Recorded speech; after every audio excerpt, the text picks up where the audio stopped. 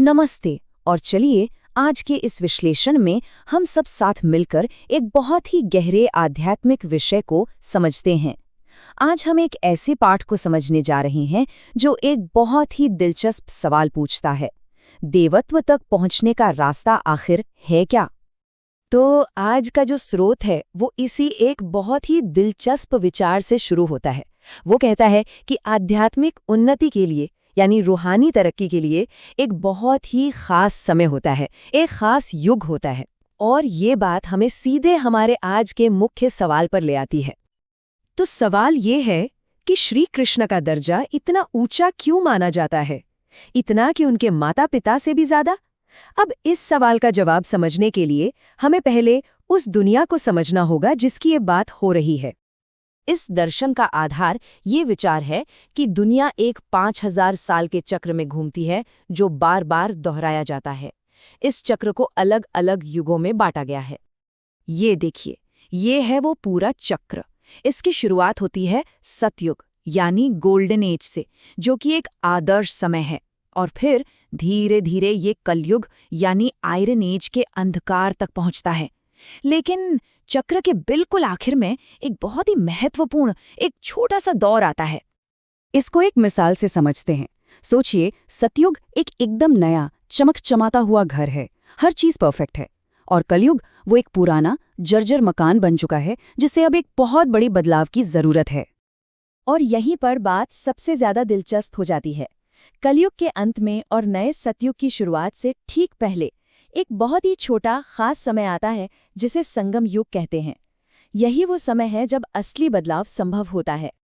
और देखिए, यही वो खास मौका है, पूरे 5000 साल के चक्र में इकलौता समय जब परमपिता परमात्मा खुद आकर आत्माओं को फिर से पवित्र बनने की शिक्षा देते हैं।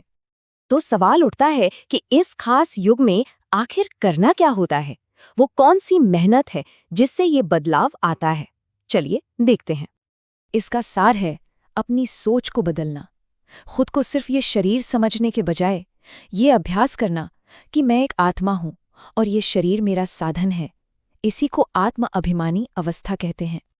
ये अभ्यास 3 स्टेप्स में समझाया गया है। पहला, खुद को एक आत्मा समझना। दूसरा, उस एक परम आत्मा यानी परमपिता को याद करना। और तीसरा, इस याद की शक्ति से अपने पिछले बुरे कर्मों के असर को खत्म करना। और यही वो मेहनत है जो असल में मायने रखती है। ये वो पढ़ाई है जो संगम युग में ब्राह्मण आत्माएं करती हैं। क्यों? ताकि वो अपनी किस्मत को बदलकर आने वाले सतयुग में देवता पद पा सकें। अच्छा, तो अब जब हम ये सब समझ गए हैं, चलिए अपने पहले वाले सवाल पर वापस चलते हैं कि श्री कृष्ण इतने श्रेष्ठ क्यों हैं? तो जवाब क्या मिला? जवाब ये है कि श्री कृष्ण का पद इतना ऊंचा इसलिए है क्योंकि उनकी आत्मा ने संगम युग में सबसे ज्यादा मतलब मैक्सिमम आध्यात्मिक मेहनत की। उस मेहनत से वो पूरी तरह पवित्र यानी कर्मातीत बन गए और उन्होंने नई पवित्र दुनिया में पहला जन्म लिया। उनके माता पिता की मेहनत उस स्तर की नहीं थी, इसलिए उनका दर्जा भी उतना ऊंचा नहीं है। चलिए अब आखिर में देखते हैं कि इस पूरी बात का सार क्या है, मतलब हम इससे क्या सीख सकते हैं और अपने जीवन में उतार सकते हैं। तो धारणा के लिए कुछ बहुत ही सीधी बातें हैं। पहली, बुद्धि को पवित्र करने के लिए उस एक परमात्मा की याद में मग्न रहना। दूसरी, अपने रोजमर्रा के काम करते हुए भी उसे याद करना ताकि कर्मों का बंधन न बने।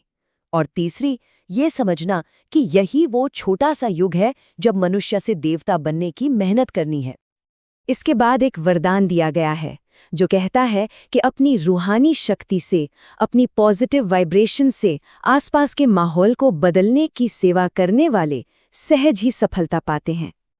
और आखिर में एक बहुत ही गहरा स्लोगन है जो हमें सोचने पर मजबूर करता है कि फालतू की बातों में अपना समय और अपने विचार बर्बाद करना भी एक तरह की अपवित्रता ही है। और अंत में ओम शांति, इसका मतलब है मैं एक शांत स्वरूप आत्मा हूं। इस एक विचार के साथ आज का ये विश्लेषण समाप्त करते हैं।